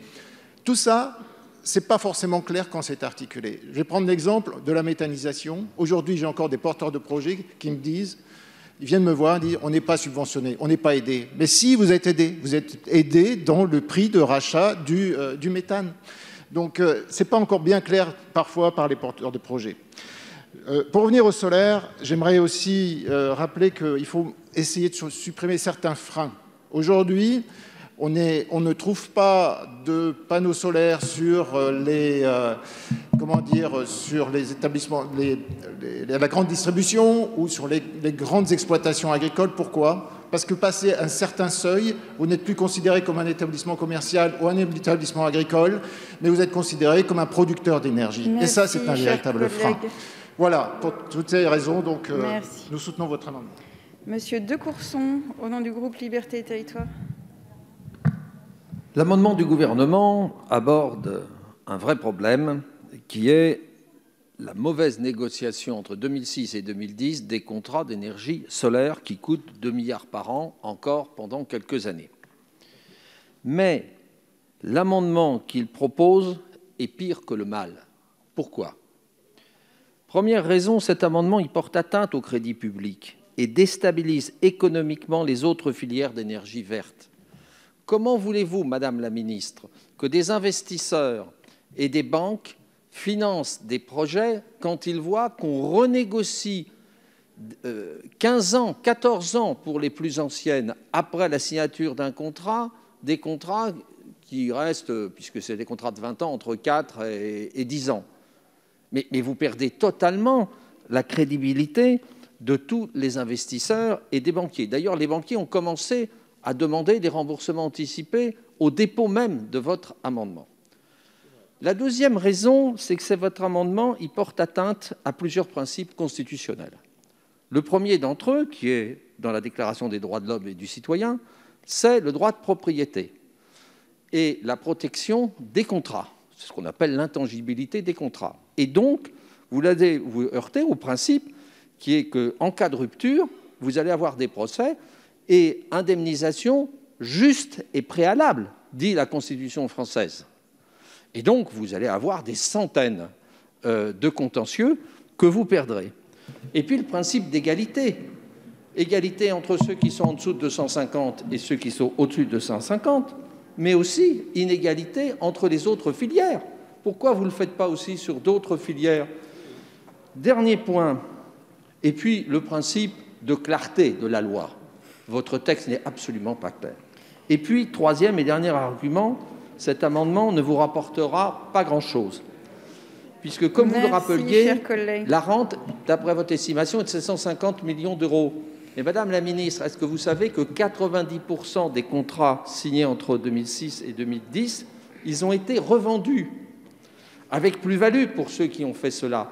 Merci, et ceux qui l'ont acheté, Decourson. rentabilité 3 à 4%. Merci.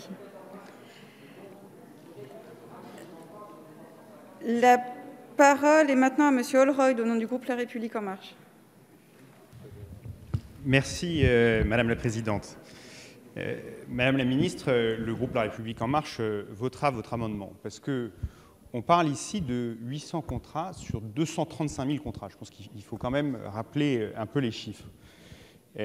On parle ici des plus gros contrats, et on parle ici, alors si on oscille, parce qu'on ne peut pas comparer les prix de l'électricité selon les années, etc., mais entre ce que vous nous avez dit sur les derniers appels d'offres de renouvelables, ce que M. de Courson disait en citant la Cour des comptes, sur des prix qui sont entre 8 à 14 fois le prix de l'électricité aujourd'hui. Alors je me rends compte qu'il y a des risques. Moi, je pense que le meilleur argument, c'est celui que Mme Pires-Beaune a dit. Il faut dire les choses comme elles le sont. C'est de l'argent que l'on prélève aux Français directement et qui, pendant 10 ans, va aller subventionner des prix ultra majorés qui ont déjà été sur des projets qui ont déjà été amortis.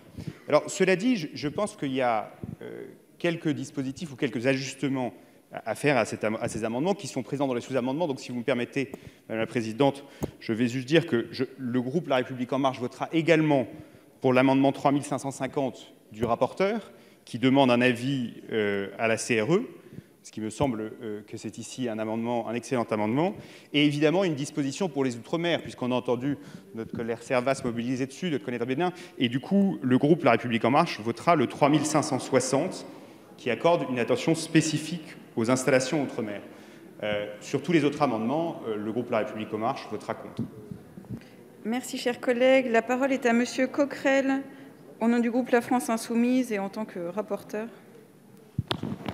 Oui, moi je peux comprendre qu'on entend diminuer une dépense fiscale, mais très sincèrement, il y a un nombre d'arguments suffisants pour faire en sorte que vous repreniez votre amendement et qu'on réfléchisse à un autre système. Le premier, je trouve, c'est le fait que c'est effectivement un amendement de dernière minute, sans étude d'impact, comme l'a dit ma collègue socialiste, et je crois que pour que nous votions en conscience, ce n'est pas possible, vu en plus l'ampleur des sommes.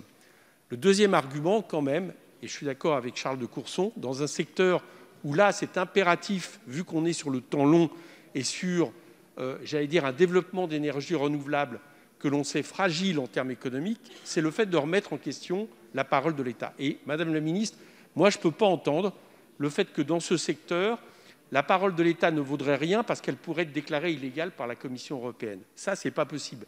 L'État français, à un moment donné, a une parole par rapport à des contrats, et ce n'est pas possible d'expliquer que cette parole ne vaudrait rien en fonction de ce que pourrait décider la Commission européenne. D'ailleurs, je vous fais remarquer que ça ne vous a pas empêché de renouveler des aides à l'hydrocarbure jusqu'à 2035, si je ne me trompe pas, à travers un amendement qu'on a voté là, alors même que la Cour de justice européenne condamne la France sur la question des particules fines. Donc vous voyez bien que d'un côté, il y a une contradiction.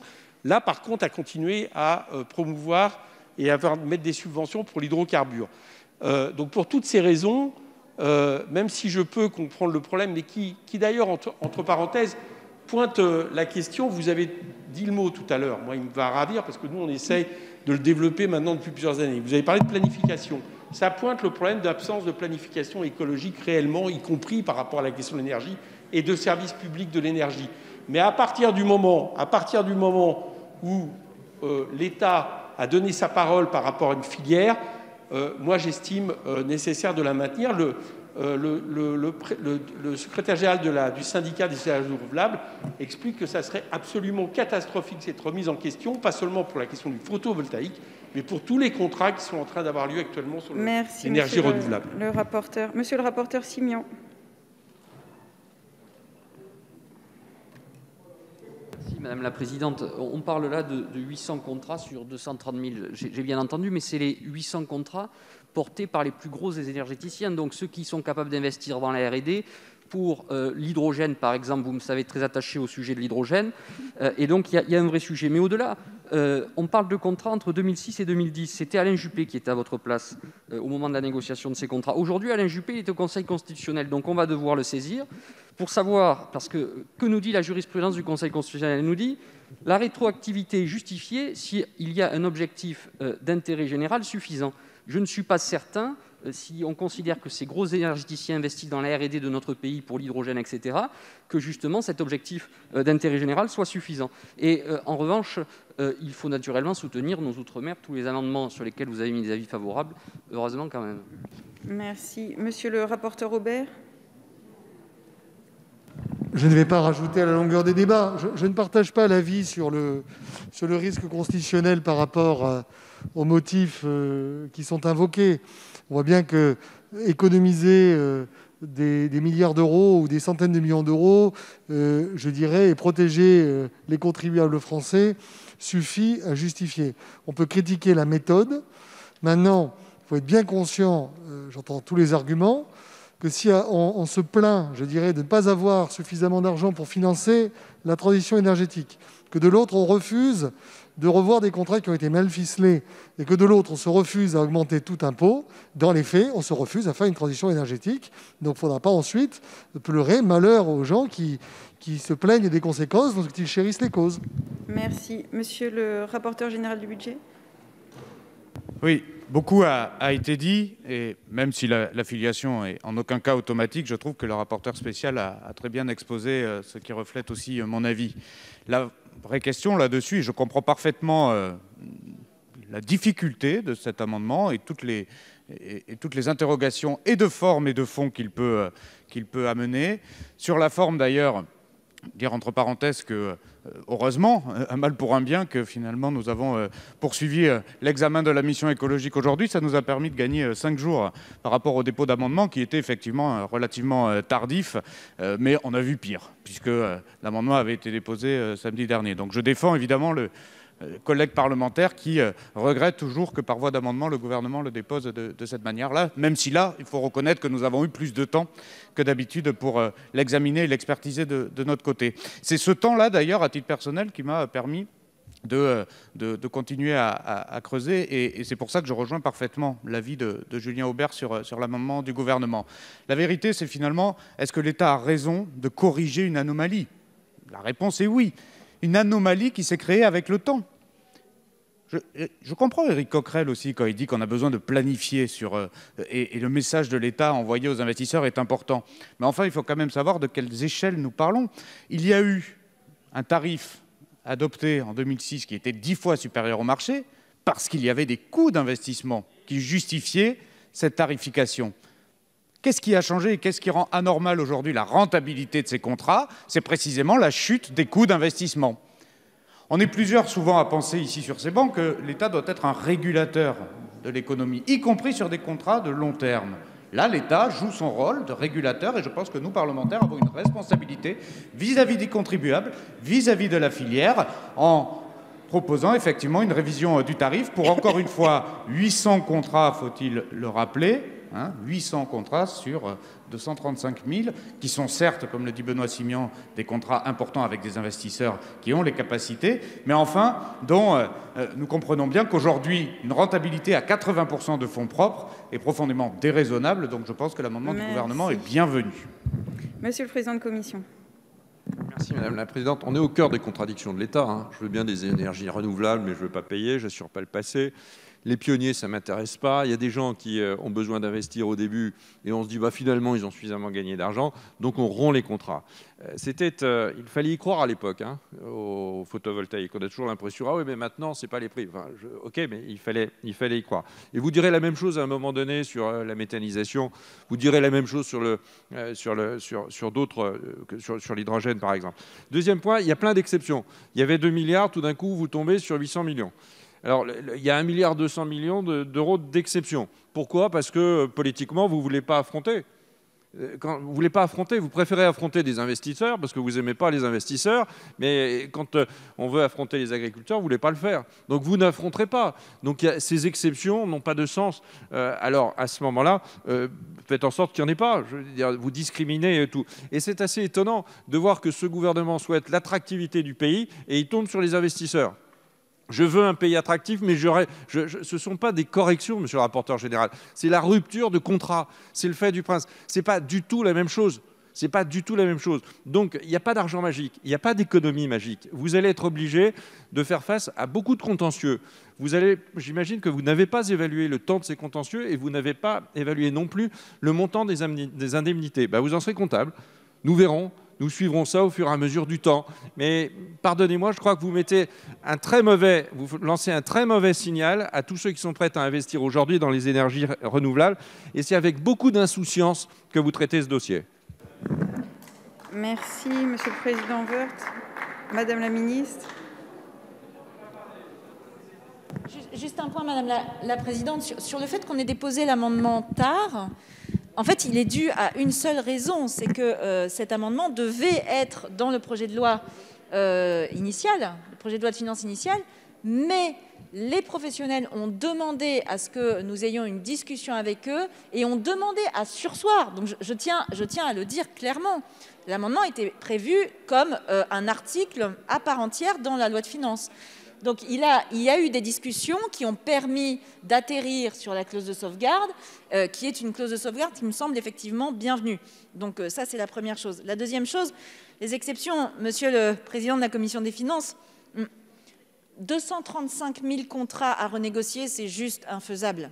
C'est juste infaisable par nos services. Ou alors, il va falloir qu'on augmente beaucoup nos effectifs, ce qui n'est pas la tendance actuelle, comme vous avez pu le remarquer. Donc, on ne peut pas faire ça. Nous, ce qu'on voulait, c'était vraiment renégocier des contrats qui donnaient qui étaient excessifs, mais par contre, on n'a pas envie de toucher aux petits producteurs, on n'a pas envie de toucher à ceux qui essayent de mettre en place des choses à leur niveau, au niveau local, sur des petites installations. Donc c'est ça qui explique qu'on ne s'attaque qu'aux plus gros contrats, tout simplement. Pour le reste, je pense que j'ai déjà suffisamment argumenté. Merci Madame la Ministre. Donc, je vais mettre aux voix les sous-amendements. Je préciserai uniquement quand l'avis du gouvernement est favorable. Pour le sous-amendement 3626, qui est pour, qui est contre, il n'est pas adopté. Pour le 3625, qui est pour, qui est contre, il n'est pas adopté. Pour le 3570, je vous prie de regagner vos places.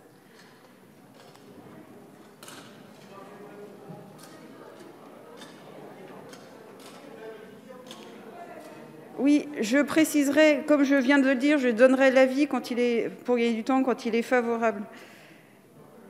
Donc le scrutin est ouvert. Le scrutin est clos. Voici le résultat du scrutin. Votant 133, exprimé 122, majorité 62, pour 36, contre 86. Il n'est pas adopté.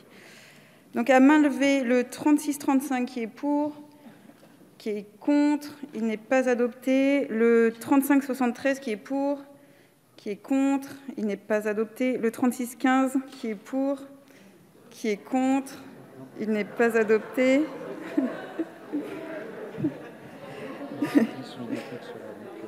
Oui. Le 35-67 qui est pour. Ah oui, le 35-67. C'est un scrutin public. Donc, je mets aux voix les amendements 35-65 et identiques. Le scrutin est ouvert. Le scrutin est clos. Voici les résultats du scrutin. Votant 128, exprimé 119, majorité 60 pour, 19 contre 100. Il n'est pas adopté. Par scrutin également, je mets aux voix le 35-69 est identique. Le scrutin est ouvert. Le scrutin est clos. Voici le résultat du scrutin. Ah, vous n'avez pas eu le temps? Donc, je vous laisse quelques secondes de répit. Pour le 35-69, le scrutin est ouvert.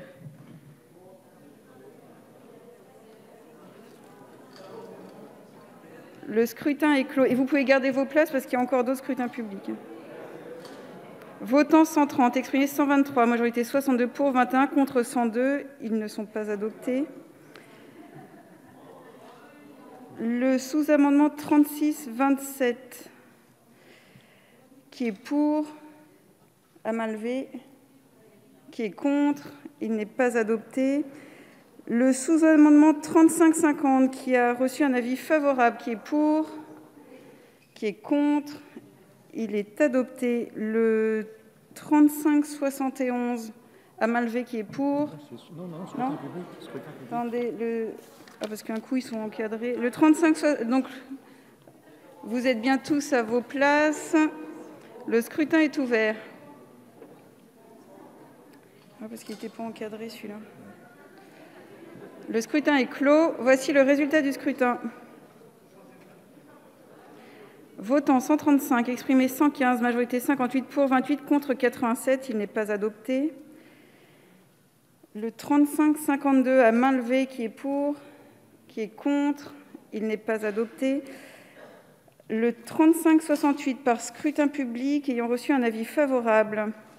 Le scrutin... Le 35... Non, c'est... excusez-moi, c'est le suivant, c'est le 3553. Donc, je mets aux voix par scrutin le 3568, avis défavorable. Le scrutin est ouvert.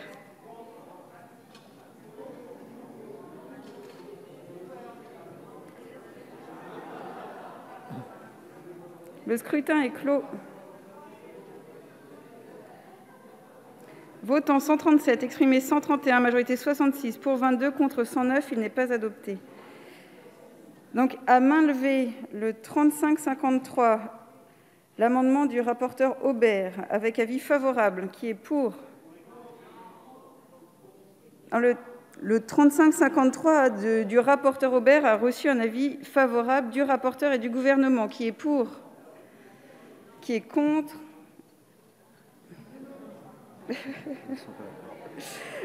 Alors, je vais compter les voix parce que de part et d'autre...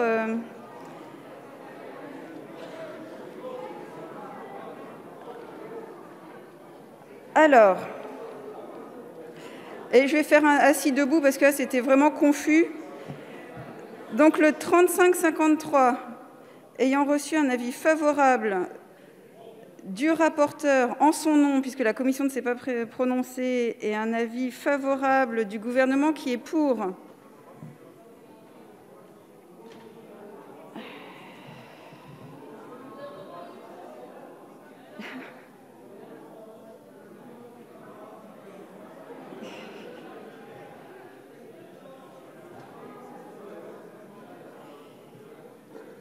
Qui est contre.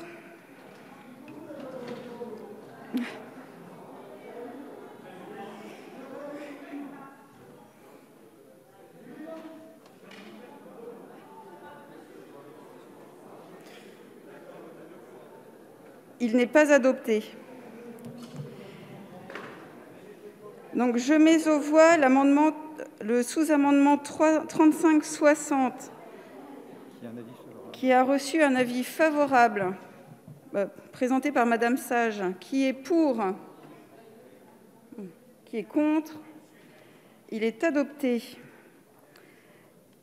Donc, je mets aux voix le sous-amendement 3542 et identique, qui est pour, qui est contre, ils ne sont pas adoptés. Le 3533 qui est pour, qui est contre, il n'est pas adopté. Le 3555 qui est pour, qui est contre, il n'est pas adopté. Le 3589 qui est pour, qui est contre, il n'est pas adopté. Par scrutin public maintenant, s'il vous plaît, regagnez vos places.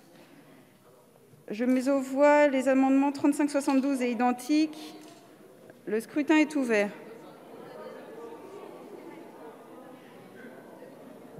Le scrutin est clos. Votant 135, exprimé 128, majorité 65, pour 40, contre 88, il n'est pas adopté. Les sous-amendements 35-32 et identiques à main levée, qui est pour, qui est contre, ils ne sont pas adoptés. Le 35-54 qui est pour, qui est contre, il n'est pas adopté. Le 35-64 qui est pour, qui est contre, il n'est pas adopté. Le 35-65 qui est pour, qui est contre, il n'est pas adopté. Le 35-36 qui est pour, qui est contre, il n'est pas adopté. Le 35-56 qui est pour, qui est contre, il n'est pas adopté. Le 35-48 est identique, qui est pour, qui est contre, il n'est pas adopté.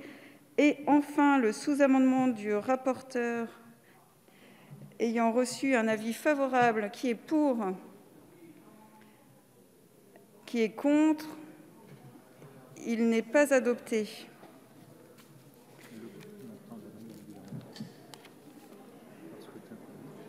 Pardon ? L'amendement du gouvernement par scrutin public. Oui, alors je vous prie de regagner vos places pour l'amendement du gouvernement.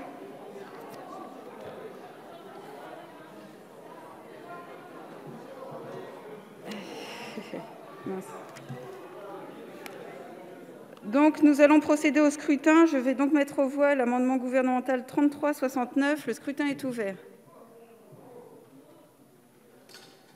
Le scrutin est clos. Voici le résultat du scrutin. Votant 141, exprimé 123, majorité 62, pour 91, contre 32. Il est adopté. Je termine le texte ou...